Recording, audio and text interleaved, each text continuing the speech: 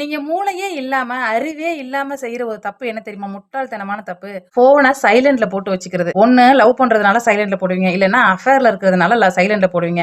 இல்லன்னா எங்கேயாவது கடன் வாங்கிட்டீங்கன்னா சைலன்ட்ல போடுவீங்க. ஆனா, அதே நேரம் முக்கியமான கால் வரும். அதுல அதிர்ஷ்டமும் கூட வரலாம். ஆனா, அதெல்லாம் நம்ம என்ன பண்றோம்? அவாய்ட் பண்ணிடுறோம். ஒரு முறை தான் வரும். ஓயாமலாம் வராது. ஒரு வீட்ல ஒரு முக்கியமான விஷயம்னா, எதுக்கு ஃபோன சைலன்ட்ல போடுவீங்க? ஃபோன் எதுக்கு முதல்ல வச்சிருக்கீங்க? முன்னாடி ஃபோன் தயாரிச்சதே பேசுறதுக்கு தானே. இல்லைங்களா? அலைபேசி. இப்போ அதுல நெறைய modern trending development, technology, social media வந்ததுனால அந்த போன்ல தம்மா தூண்டல. அதுல எல்லாத்தையும் பாக்குறீங்க. போனை எதுக்காக தயாரிச்சாங்களோ அதை யூஸ் பண்றதே இல்ல. பேசுறத. முக்காவாசி பேர் பாருங்களேன், தப்பு பண்ற நீங்க மட்டும் தான் சைலன்ட்ல போடுவீங்க. இருக்கிறாங்க வேலை செய்யறவங்க சைலன்ட்ல போறவங்க இருக்கு. அது 10% 90% தப்பு பண்ற நீங்க தான் சைலன்ட்ல போடுவீங்க. அப்படி போடாதீங்க. ஏதோ வீட்ல ஒரு அவசரம், ஒரு ஹார்ட் அட்டாக் வந்துருச்சு. சீரியஸா ஏதோ ஒண்ணு நடக்குது. எதுக்கோ கால் பண்றாங்க. ரொம்ப அவசரமா உயிர் போற காரியத்துக்கு கால் பண்றாங்க. என்ன பண்ணுவீங்க? போனதுக்கு அப்புறம் ஐயோ அம்மா அப்பா போயிட்டேன்னு அடிச்சுப்பீங்களா? ஏன் இருக்கும்போது அந்த ரெஸ்பான்சிபிலிட்டியை உணரவே மாட்டீங்க? மூளையோட சிந்திச்சு செயல்படுங்க.